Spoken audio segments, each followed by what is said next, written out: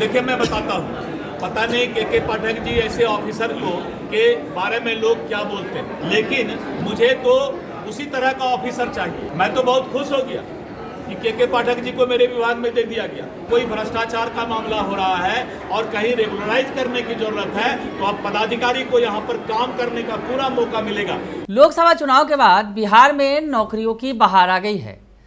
जो सरकार ने आकलन लगाया है उसके मुताबिक 4,72,000 जो पद हैं सरकारी विभागों में वो खाली हैं और ऐसे में सरकार इन पर आने वाले दिनों में इन विभागों में नियुक्ति करेगी, यानी नौकरियां देने जा रही है। इस बीच राजस्व एवं भूमि सुधार विभाग की तरफ से बड़ा ऐलान किया गया है। नमस्कार, दर्श न्यूज में आपका स्वागत है। मैं हूं अनुराग। बिहार में नौकरी की बहार है। दरअसल बिहार में चुनाव जो हुए, चुनाव के वक्त जो है मुद्दा था नौकरी, और अब चुनाव के बाद यानी लोकसभा चुनाव संपन्न हो गए और लोकसभा चुनाव के बाद केंद्र में फिर से एक बार मोदी सरकार बन गई। लेकिन सरकार बनी जरूर है, लेकिन सरकार पहले के मुकाबले कमज़ोर हुई है और सरकार को नौकरी के मुद्दे पर ही सबसे ज़्यादा घेरा गया विपक्ष के द्वारा। तो अब नौकरी प्राथमिकता बनी हुई है। बिहार में भी धनाधन नौकरियां निकल के आ रही हैं। सरकारी विभागों की बात करें तो सरकार के तमाम विभागों से 4,72,000 जो नौकरियां निकलकर सामने आई हैं, जो सरकार आने वाले दिनों में उनमें बहाली करने वाली है। जैसा कि बता रही है सरकार कि जैसा कि सीएम नीतीश कुमार ने कहा है कि हम 10 लाख नौकरियों का जो लक्ष्य है वो पूरा करेंगे, इसी साल पूरा करेंगे। तो ऐसी स्थिति में नौकरी देने की कवायद तेज है। इस बीच राजस्व एवं भूमि सुधार विभाग जो बिहार सरकार का है उसने भी बड़ा ऐलान कर दिया है। ये वही विभाग है जिसमें के पाठक जाने वाले हैं। के पाठक को बतौर अपर मुख्य सचिव भेजा गया है इस विभाग में। वो फिलहाल शिक्षा विभाग के अपर मुख्य सचिव थे, जिन्हें अब राजस्व एवं भूमि सुधार विभाग का अपर मुख्य सचिव बनाया गया है। तो ऐसी स्थिति में इस विभाग में बड़े पैमाने पर बहाली होने जा रही है और इसकी जानकारी राजस्व एवं भूमि सुधार मंत्री डॉक्टर दिलीप जायसवाल ने दी है।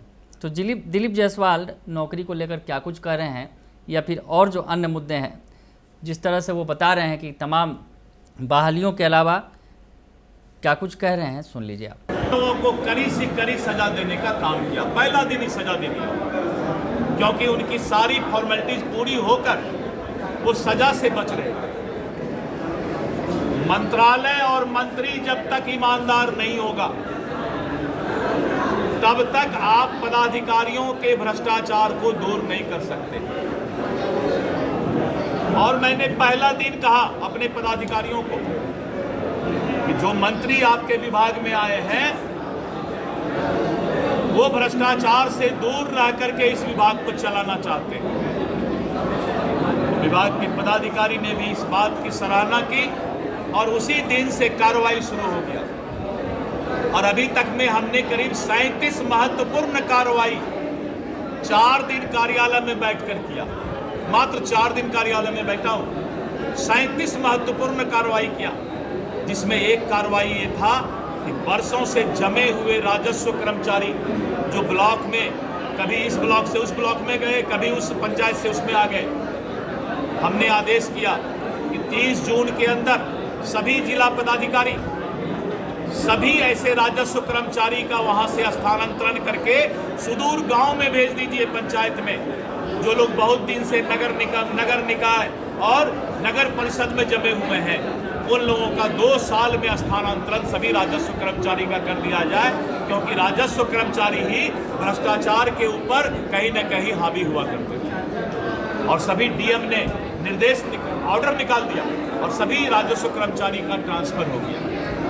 दूसरा था कि लोगों को नकल लेने के लिए, अपने जमीन के कागजात और वाद विवाद का आदेश लेने के लिए सीओ, LRDC और एडिशनल कलेक्टर के ऑफिस में चक्कर लगाना पड़ता था। हमने फैसला लिया अब किसी को कहीं पर नकल लेने के लिए ऑफलाइन जाने की जरूरत नहीं। हमने ऐसा पोर्टल रेडी कर लिया है जो 10 दिन में अब डिलीवरी करना शुरू कर देगा। ऑनलाइन आप अप्लाई करेंगे, खाता खेसरा और बाद नंबर देंगे, आपको डिजिटल साइन किया हुआ ऑटोमेटिक कंप्यूटर से किसी साइबर कैफे में आपका कागजात सर्टिफाइड कॉपी आपको मिल जाएगी। तो आप ब्लॉक का चक्कर किसी को भी कोई नकल या सर्टिफाइड कॉपी के लिए लगाने की जरूरत नहीं है। उसका सीधा सर्टिफाइड कॉपी आप ऑनलाइन अप्लाई करके निकाल सकते हैं। ये हमने फैसला लिया। बहुत से लोगों का जमीन का जब रसीद कटता है तो उसमें खाता नंबर नहीं है, खसरा नंबर नहीं है, रकबा नहीं है, नाम गलत है। हमने परिमार्जन प्लस पोर्टल अभी इंट्रोड्यूस किया है और अब कोई भी आदमी अपने ज़मीन का कोई भी करेक्शन ऑनलाइन अपना डाल करके कर सकते हैं और ऑटोमेटिक उनका ऑनलाइन करेक्शन होने का काम होगा।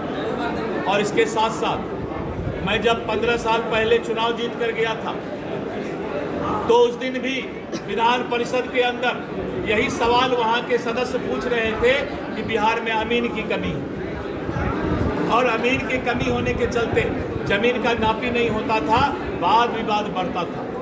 आज कोर्ट में, सिविल कोर्ट में 37% मामला जमीन का ही है और लॉ एंड ऑर्डर का भी प्रॉब्लम होता है। थाना में भी रोज जमीन विवाद को लेकर के केस होता है। हमने फैसला ले लिया समयबद्ध फैसला करने का और पोर्टल पर एक एक चीज दिखाई पड़ेगा। जितने लोग ऑनलाइन अप्लाई करेंगे हम सारे चीज को पटना में बैठ करके देख सकते हैं और जो भी सीओ का ऑफिस, जो भी एलआरडीसी का ऑफिस, जो भी एडिशनल कलेक्टर का ऑफिस और जो भी कलेक्टर का ऑफिस और जो भी कमिश्नर का ऑफिस, उस वाद विवाद में अगर आप लेट करेंगे तो उस पदाधिकारी पर भी कार्रवाई होने का काम होगा। ये सारा चीज हमने जो है अभी मात्र 4-5 दिन ऑफिस बैठकर किया है और जब ये 37 फैसला आप देखेंगे कि हमने राजस्व सर्वे मानचित्र को स्कैन करके डोर स्टेप डिलीवरी कराने का काम का आदेश दे दिया, सभी जमाबंदी पंजी का कंप्यूटरीकरण करने का काम दे दिया है, ऑनलाइन दाखिल खारिज और ऑनलाइन भू लगान, ऑनलाइन भूमि स्वामित्व प्रमाण पत्र, भूमि पर आधार अभिलेखन, ऑनलाइन जमाबंदी में त्रुटि सुधार, भूमि सुधार उपसमाहर्ता और अपर समाहर्ता के न्यायालय को ऑनलाइन किया जाना। अभी तक सीओ का ऑफिस ही ऑनलाइन था।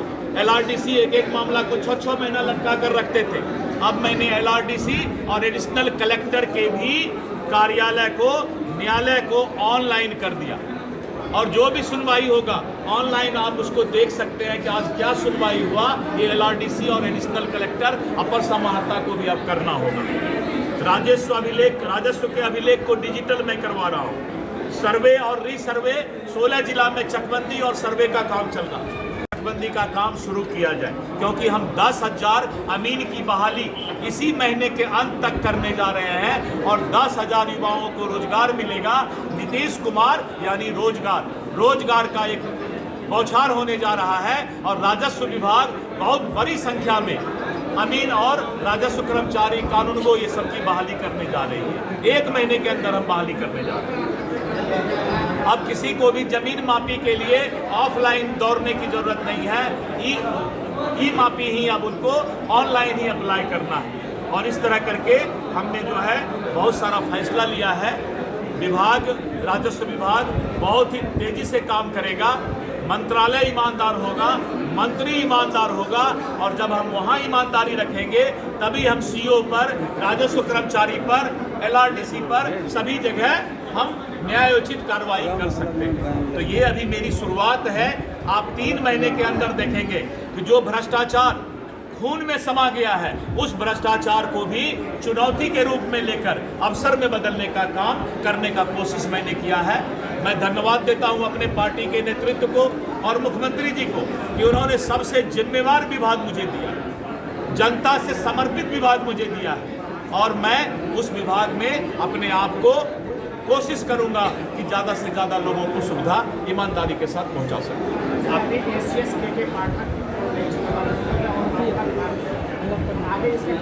देखिए मैं बताता हूँ, पता नहीं के पाठक जी ऐसे ऑफिसर को के बारे में लोग क्या बोलते हैं, लेकिन मुझे तो उसी तरह का ऑफिसर चाहिए।